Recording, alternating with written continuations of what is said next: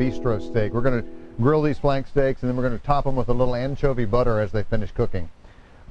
This is just a very inexpensive cut of meat, but the anchovy butter kind of dresses it up. Have it with some roasted potatoes, and you feel like you're in a little French bistro. Okay, so let's put our flank steaks, putting them over direct heat. They won't take very long to cook.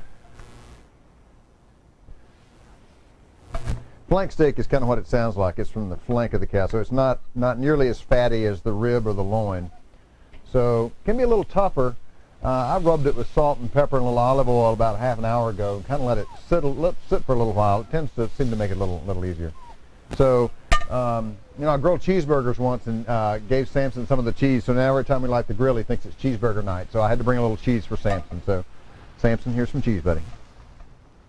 That's a good boy. You stay over there. Every night's cheeseburger night for Samson. So I'm going to go get the anchovy butter, and I'll be right back.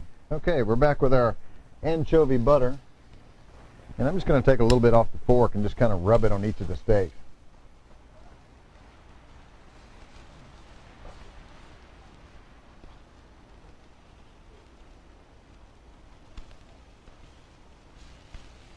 This is going to really impart a nice, interesting layer of flavor to the steaks.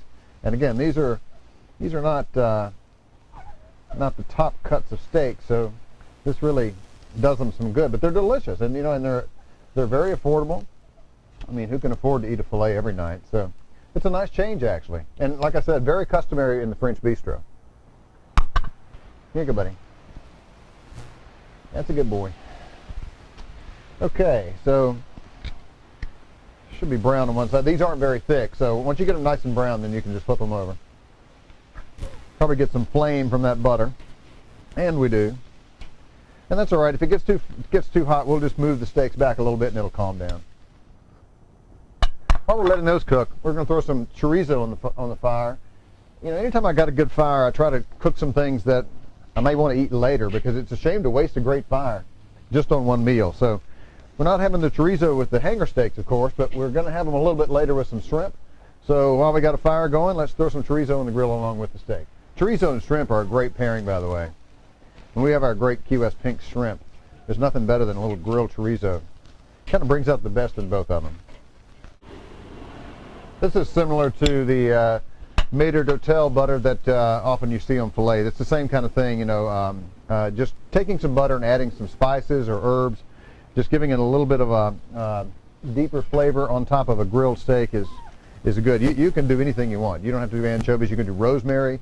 Rosemary and thyme are really common in maitre d'hotel butter. You know, there's a great miso butter. You can just take miso powder and mix the butter in and form it into just a little tube, put it in the fridge, and you've got a stick of nice flavored butter that you can use for quite a while. It'll keep for a long time.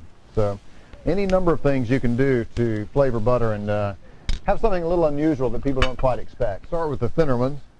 I think he feels done. That one feels good. Now they're going to cook for just a few minutes because we have to let them rest. So, you know, you always want to take them off just a little, cook them just a little less than you would ideally like them in the end. So I think those are great.